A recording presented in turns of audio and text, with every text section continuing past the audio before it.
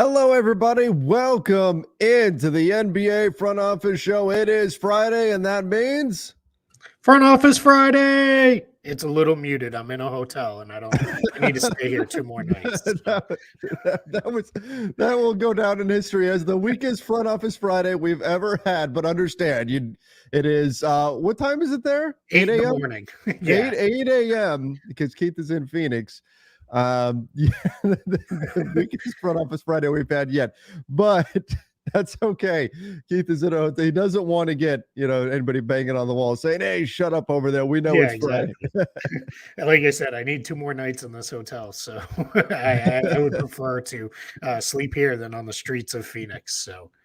Did you plan that coming in, or was it like when I mentioned that it's Friday? Did it like settle in right at that moment that, oh my gosh, I can't really yell? No, I thought it through. I was like, I thought it through. Everybody's shouting out weak in the chat. That's all right. That's all right. Welcome for an earlier edition of Front Office Friday. Normally we're not quite earlier in the morning, and we're starting the show earlier than usual. The whole thing is weird. It is. But we will get through. I know, Keith, you've got to get out and get after it. You're doing all kinds of stuff today, so doing an earlier live show. But welcome in, everybody, as we kick off the weekend. We're going to talk some NBA basketball. We'll be taking your questions and comments, those of you coming in from the YouTube channel. If you haven't done so yet, make sure you hit the like button over on YouTube. Get this video out to as many people as we can, and of course, subscribe as well. All right, Keith, let's talk a little bit about this. You went last night. You saw the Suns and the Spurs, and Devin Booker came back. Wemby said, "I don't care." Went berserk. I'm shocked. The Spurs 2-0 against the Suns. What did you see? Yeah, Spurs 2-0 off to a 3-2 start, or 2-0 against Suns, 3-2 start overall. Ridiculous. I mean, he was so good last night. He was absolutely dominating in every facet of the game. The first play of the game, the Suns ran a play to get Devin Booker downhill going to the rim, and Wembanyama blocked the shot. And it was like a two-hand block sent the other way. And then from there, it just got better. I mean, he was dominant in the fourth quarter. Really, it felt like he was going head-to-head with KD, but it was really him and Devin Booker in a shootout in the fourth quarter. The Suns, to give them credit, they were down 27 at one point and rallied all the way back to tie it in the fourth quarter. But the Spurs rallied mostly behind Wembanyama and how absolutely incredible he was, and they ended up pulling it out and winning the game when they didn't have Devin Vassell. So that was absolutely amazing. Yeah, Wemby at one point, there was a 10-point stretch where the Spurs had scored 10 points over the final, I want to say it was like 2 minutes or something like that. And Wemby had 8 of them, I believe. It was, I mean, he was absolutely phenomenal, still doing those things where you're like, wait, that doesn't look right. That shouldn't be possible. Yeah. There was a dunk that he had with his right hand where he just kind of stretched out his arm and suddenly the ball is over the rim and you're whoa, how is this happening? On switches, which you can't, that's the great thing about being in the arena, right? You can see everything just that much easier. On switches, Devin Booker was battling him for a position, and it just didn't matter because the Spurs eventually realized just keep throwing it up higher and higher and higher, and he'll go get it. He took a flat-footed rebound over the top of Kevin Durant when Kevin Durant jumped for it. Like, it was just the absurdity of the different things he did. My favorite play, though, might have been, you ever watch those old Wilt Chamberlain highlights where like he's got like a foot on everybody, it feels like, and they dump it into him and he just kind of turns and like half finger rolls it into the hoop? Wembanyama had one of those, and I haven't seen a guy do that in an NBA game in years, like literally years. And he did it. And during the game, I compared it to, for a long time, the Patriots offense, whenever they got bogged down, was just throw it up to Gronk and we'll trust he'll come down with it. That's what the Spurs offense is. All right, we're bogged down, get near the rim and we'll throw it up there and just trust you'll go get it and make something good happen. And he was just, unbelievable too with the variety of ways he scored, because it wasn't just dunks and alley oops and finishes inside. He hit step back jumpers. He made off the dribble plays. He made plays in transition, plays in the half court. I was blown away, especially after seeing him in summer league, which is a completely different environment. To see him in a real NBA game was absolutely incredible.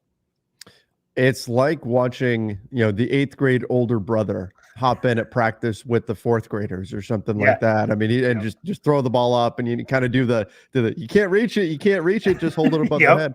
That's Wemby.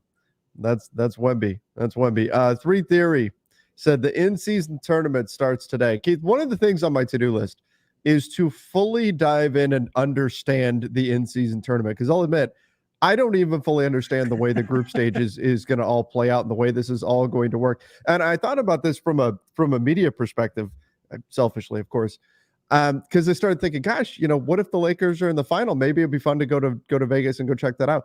We won't know until the last minute who's actually in the final, which makes it impossible to plan anything like that. Yeah, you almost have to commit to going for the semifinals if they're there, and just go, and whoever is there, you play it out that way. I think here's the big takeaways. So every team, there's 6 groups, five teams in each group. Every team will play 4 games in the group stage. They play each of the other teams in their groups, and the groups are split up east and west. So basically, they shuffled the divisions around. If you want to make it really simple, those games count as the group stage game for the tournament. They also double count as a regular season game.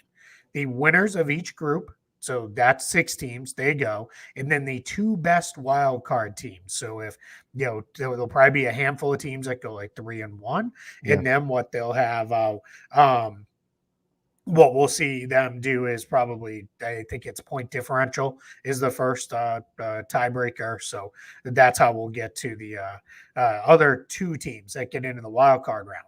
They all go, they play. Those games also count as regular season games. That's why if you look at every team's schedule, there's like a gap in the middle of December and there's no games. They are going to play games, because what will happen is the teams that are eliminated from the group stage, they'll make up with the other eliminated teams that move into the knockout round. Those games count. And then they lock into the spot where they go into the semifinal and then the final. The only one that doesn't count is the final. That's an extra game. So the 2 teams that make it will actually play 83 games in the course of the regular season. That's the only extra game. Everything else double counts as a regular season game. And that's why you see kind of all these gaps and holes in the schedule. And some teams that normally would play 4 times may only be playing 3 times right now. They'll get there. Everything will get there. It's just going to be a lot of last minute, shuffling and adding to that. I will say, as a fan of the NBA, if you live in a market, this could be a great chance to catch a game kind of on the cheap, because you might be able to get in and get some tickets, for games that people weren't necessarily expecting to play during those weeks or whatever. But it's going to take a little bit to get used to. Yeah, that's for sure. I see that big gap, and I like to look ahead and see what's coming and everything. And it's going to be interesting to see how exactly they go about filling that in. Like, I'm assuming the teams, as they get eliminated, they just have games scheduled against each other. Yep. But we'll see how that all plays out and exactly how they coordinate. And again, selfishly, I also have a little mini trip to your neck of the woods for my wife's company Christmas party for right around that time. So I'm like, I have no idea if I'm going to be missing a game or not. Come on, NBA, give me some info. Yeah, I mean, we're going to be doing a lot of things on the fly here over the next month, because that part happens about a month from now. Because there's pretty much the entire month of November is the group stage games. Yeah. It's certain days of the week. I think it's Wednesdays and Fridays, if I remember correctly, or maybe Thursdays and Fridays. I don't remember that part of it, but there's a whole bunch starting tonight. So league's pushing hard for this to matter. Players do seem fairly excited about it when you talk to them. I had a chance to talk to a handful of guys over the last couple of days here in Phoenix, and guys are like, yeah, I'm kind of excited to see what this is like. And they even openly admit, hey, if you can make these games in November mean something, that's so much the better. So that part of it is fun too. Yeah, absolutely. Absolutely. All right, we've got a few questions to get in. Oh, Tony says get Jovan Buha on to talk Lakers. Jovan has been on the Lakers Nation channel many times, and I wanted to throw this out there because he put this out there on social media that he was having surgery just the other day. Achilles surgery. Achilles. Yeah. So just want to wish him the best, and hopefully he heals up. He's a good dude. Someone masquerading as me, I promise this is not me with a burner account, said, what do you think my top 3 skills and talents are that make me so good at this job? Man, I am humble. Yeah, you are. And then same question for you, Keith. Well, I would say for you, I mean, you're incredibly handsome. So there's that part. You know, it was always a good skill to have. You know, yeah, you could have been a weatherman. I think you get that weatherman. It's why I got so excited about the James Harden drop. Ah, there it is. Yeah, that's it. Now it all is starting to make sense. Yeah, I mean, we went through this the other day. This guy's just poking fun. So, yes. But absolutely. Hey, thanks for the free coffee. We appreciate it. Appreciate it. So that was not an earthquake. That was me moving my computer screen. It would be very easy with my last name too. Instead of Trevor Lane, I could just change it to Trevor Rains, and then I could tell people about storm fronts and all kinds of things. Every little stuff going on, and you know, we got a cold snap coming in and everything. 3 Theory said, just showing y'all appreciation for putting out great NBA content coverage. Also, Keith, YOLO, yell out the signature front office Friday.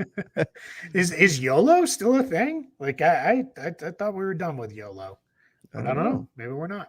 Maybe 3 Theories bringing it back. I have no idea, Keith. I have noticed something as I get older. I'm going to sound like old man here.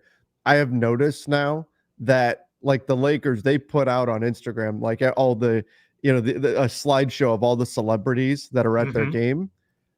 I don't know, like 80% of them now, like, or at least there's some where they don't put their names on it. There's a bunch where probably I would, you know, if you said the name, I'd go, oh, okay, I've heard of them or something, but I don't recognize them on site. And there's I'm flipping through, like, don't know that person, don't know that person, don't know that person. I've been in the same boat. I want to say it was they did that for a bunch of the Colorado football games early when there was all the like mega hype over Deion Sanders and Colorado, and I think it was like maybe the Colorado USC game. I may have that off, but they went with a whole bunch of stuff. With, you know, a bunch of like, it was like 4 pages of celebrities that were going to the game. And I was in the same boat. I was like, who are these people? And I showed my daughter and she was like, this one's a TikToker and this one's a YouTube influencer and this one's this. And I was like, oh, are those really celebrities? I mean, come on. Like, I don't know. We'll see. No one's getting me. So for the event that I'm out here, why I'm out here in Phoenix is the Arizona State University mock trade deadline competition, which will start a little bit later today. Super excited about that. There's kids coming in from schools all over the country. And I think even a couple internationals came in for this. They're basically running a team. And some of them are teams of students that are going to run an NBA team. Some are individuals, but they're going to run a team and run through for 8 hours. They can make, not make, do whatever they want to do trade wise. So it's going to be a lot of fun. I'm super excited. Of course, you know, I'm all about this. I'm just jealous this didn't exist 20 years ago when I was in college, because I would have been all over it. But yeah, it's going to be a super cool event. But they have a Discord set up, which like that's a whole new thing for me. I've never really used Discord. So like, all right, it's fairly intuitive and I'm figuring it out. But man, they drop in these abbreviations that I don't get them. And I'm like, I have to go look these up. I don't know what this means.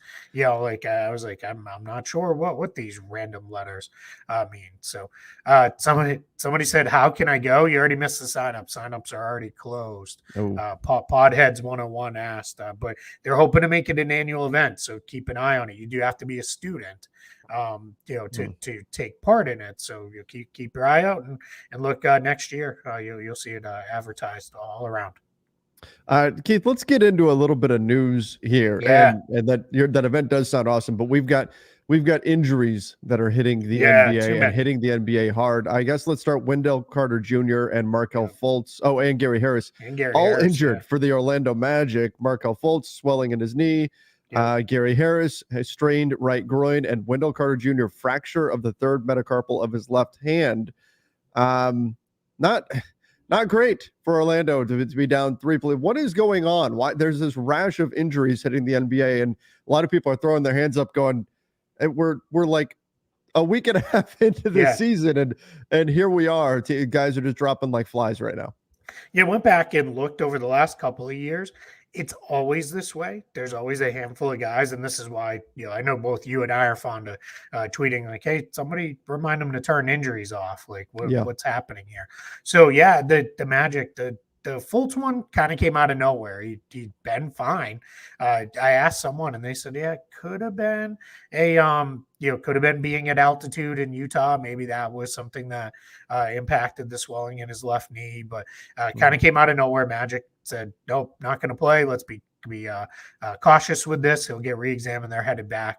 Successful road trip for Orlando, 2-2. They really played tough against both the Lakers and Clippers, but they beat the Blazers and won in Utah. That's always a difficult thing to do. And won in Utah down some players, so that's even more important. So that's with Fultz. Gary Harris is groin tightness, so we'll see what happens with that. Yes, Jonathan Isaac is still healthy and playing.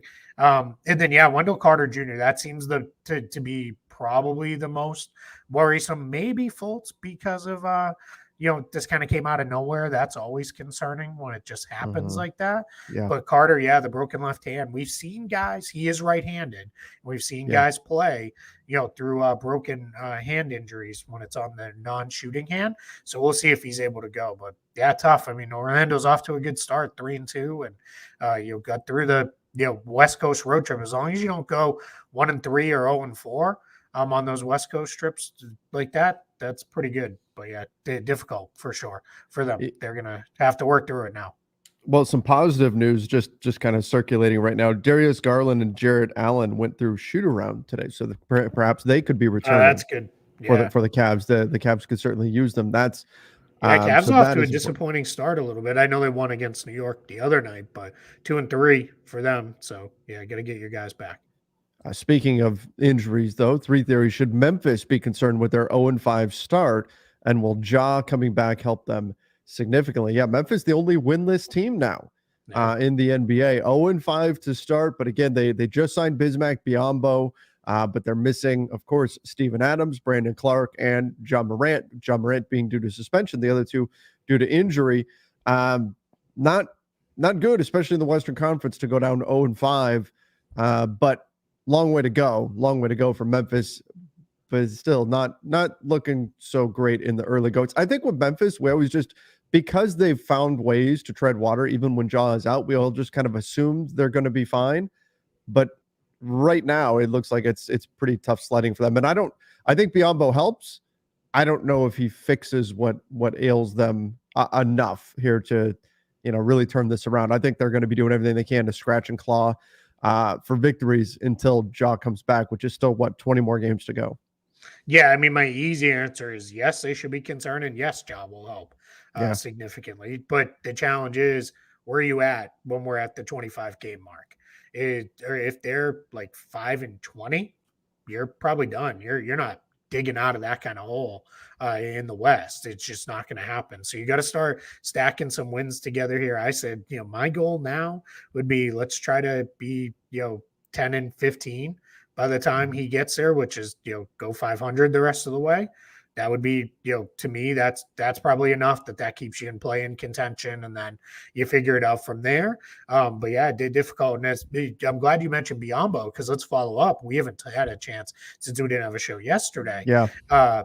Biyombo's deal came in differently than what was expected. Yeah, that's it. He's making some cash. $5 million for him. Now, it is only $1 million guaranteed, but we assumed, at least I did, that he would get the veteran minimum, and then that would be how this would come through. But it came in as a $5 million deal. And Bobby Marks, I thought, laid this out well, is if they keep him after John Morant is back, that gives them another trade chip. That's $5 million they can throw into a trade.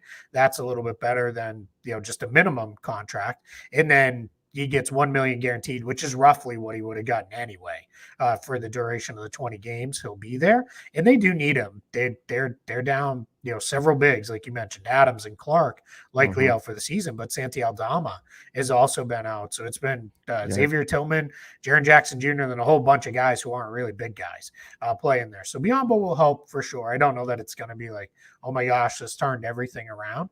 Their big problems is they got to make more shots. It's really fallen to Desmond Bane to really have to do too much offensively, and they're just not moving the way they need to be on offense. So we'll see, how that comes together. Getting Luke Kennard back in the lineup will also help them. Somewhere Dylan Brooks is laughing, and you guys thought I was the errant shooter on the team. Come on. One of the things that is at least in the positive side for Memphis, I don't think the losing streak is going to last much longer. Their next 2 games are against the Portland Trailblazers. So some good opportunities there. And potentially the Portland Trailblazers without Scoot too. Correct. Because he sprained his ankle yesterday. And Portland coming off 2 straight wins. They'd gotten a couple of nice wins on the road, but yeah, it's gonna be tough for Portland to keep it moving. If Memphis hits 0-7, then it's time to panic. Oh yeah, because that means you drop 2 in a row to the Blazers now. Yeah. Then it's that sky is falling at that point. Yeah.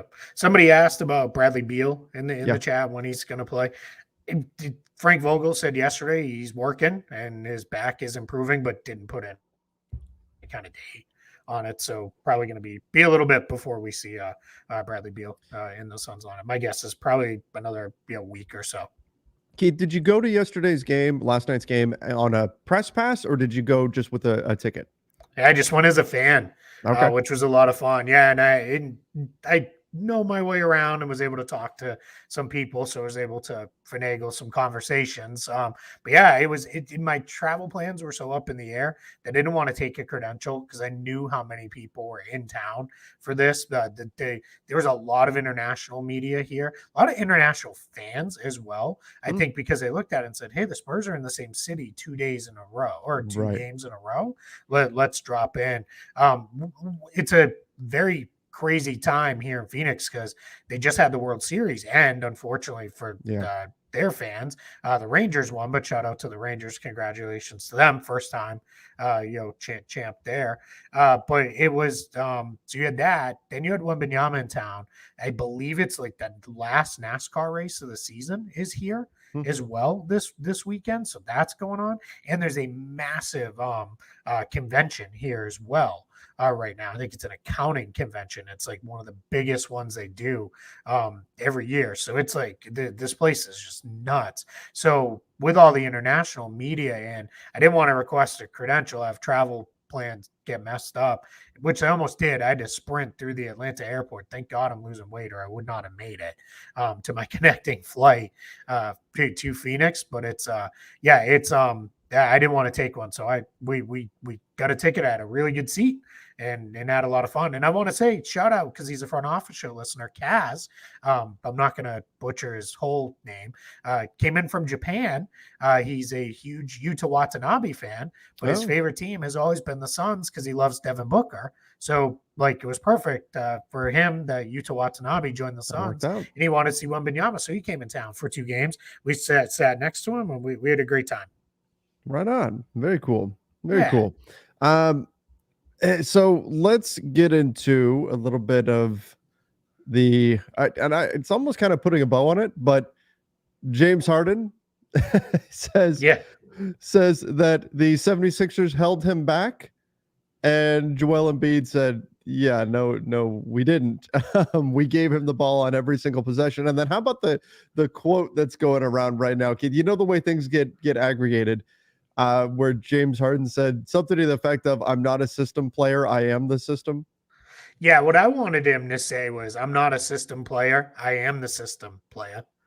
Like, that's how I wanted it to go, but unfortunately that's better in my mind than there. Yeah, there was a lot more to that quote. You can find it all over the place. A lot of people cover the Clippers, and seemingly some that are James Harden fans were like, whoa, like that's like chunking up a very large, long quote into one thing. But yeah, I I don't know. I mean, I don't think Harden is correct, and he's fine to be upset with all the things with Daryl Morey. Yeah. That's, if he feels like he was lied to, then he feels like he was lied to. But him with the being, that upset about the way he was utilized in Philadelphia, I think Joel Embiid's more important there. I think Yeah. Joel Embiid was the more important player, but I think Joel Embiid was also right. Harden did have the ball a lot. I mean, he led the league in assists last year, so that doesn't happen without having the ball quite a bit. So, Well, it does beg the question, can James Harden fit into a system, right? If he says, I am the system, which, by the way, I went to the old Judge Dredd tagline, the Sylvester yep, Stallone one, the I am yeah, the law, you know, that yep, that whole thing. Um, what can he fit into a system with the Clippers? I don't know that we've ever seen him really truly fit, especially when James Harden became James Harden. You know what I mean? Like when he went to Houston and yep. he became like MVP level player. That's one of the things that's going to be interesting is how does he really fit in, because it has felt a little awkward with him when it's not this heliocentric offense that's all around him, and that's certainly not what it's going to be with the Clippers. Yeah, there's definitely truth to that. That's the big question, right? And this is now Ty Lue's headache to figure out. There are ways this can work. We broke it all down when the trade happened, but I tend to think I'm going to say something that shocked is going to come out of my mouth, but I really agree with Kendrick Perkins Huh? here, where he said this is like last chance saloon time for James Harden. Like Hmm. this is starting to get to like make it work, or it's just this is not going to be like your career is probably heading towards being over. Just you got what you wanted. Now three times. So like it's on you now to be the one to make it work. And of course, they're all saying the right things. I think it was Paul George who said, "Hey, we pushed for this because we think we believe we can make this work." So we'll see. But yeah, it's we're gonna see. Unfortunately, we're not gonna see until Monday. James Harden is not gonna make his debut till Monday. The Yep. Clippers have several days off coming up here. So, or I guess they're maybe in the midst of those right now. Again, schedule's a little wonky with the in-season tournament and all that for all these teams, but he's going to debut for the Clippers on Monday in New York. So that'll be something fun to kind of keep an eye on and watch. And big question then becomes what happens with the starting group for the Clippers? Where do they Right. go? Some of that's not going to fully sort itself out until Terrence Mann is back, or whenever he returns. Sounds like his ankle injury is not good. He's going to be out for a little bit, so that's going to be something to keep an eye on. We should also mention before we wrap up the show here, old man DeMar DeRozan not worried about an extension. Did you see Yeah, his quote in here about yeah, talking about the young guys and appreciate it while you can because your perspective changes, you get more responsibility and all that. And I'm like, oh, it's dad mode DeMar yeah. here, and good for him. But it's saying he's not going to worry about a contract extension if it means playing out the remainder of this year and then figuring out what's what next summer with the Chicago Bulls. I know we've talked about them potentially getting an extension done, but he doesn't seem to be too concerned about it. Yeah, and there's been all this discussion of, could DeMar DeRozan, be traded and all these things. Yeah, I mean, all those things are certainly possible. We'll see, what happens with him. But I thought it was kind of refreshing. There was a lot of good stuff in that interview with Casey Johnson of NBC Sports Chicago. If you can find it, go find it. Just a lot of really just good perspective from DeMar DeRozan. Been around a long time. And, a lot of good stuff in there. One other injury, I kind of touched on it Devin briefly when we Vassell. were talking about the game. Devin Vassell going to be out. He left the game with a left groin tightness, and Pop said after the game it's going to be a while for him. Last thing I want to note from that game, it was so cool to watch Pop really like prowling the sidelines again. Like he was full on. It's things you miss again when you watch on TV that you catch in the arena. He used all of his timeouts before there were like 3 minutes to go in the game, and they were only up 3. He had no timeouts left because he kept using them basically to scream at guys. And then he would scream at them, huddle with the coaches, and then sit down, and then they come out and run good stuff. So it's just really cool to see Pop, like full Pop mode again. And these guys are just going to benefit from that, right? Being coached this hard by one of the best coaches the league's ever seen. It's going to be really good for all these guys eventually. But yeah, it was a lot of fun watching all that play out. He's got a top tier star again, and he's gonna He's going to go full pop mode. All right, before we get out of here, Tam the Pessimist asking, will a Lakers Nation pod be dropping today? It's already up on podcast feeds on Apple Podcasts, Spotify, and I will be publishing the YouTube version literally within 10 minutes after we finish up this show.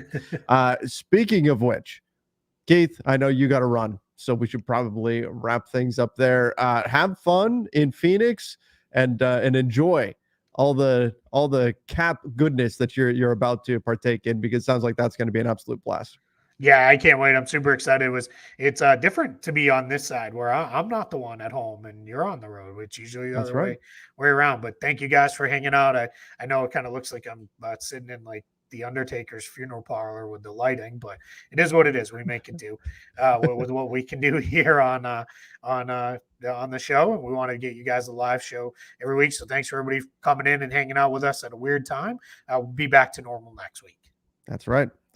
All right. Thank you, everybody, for joining us. Have a fantastic weekend. Until next time, see ya and stay safe.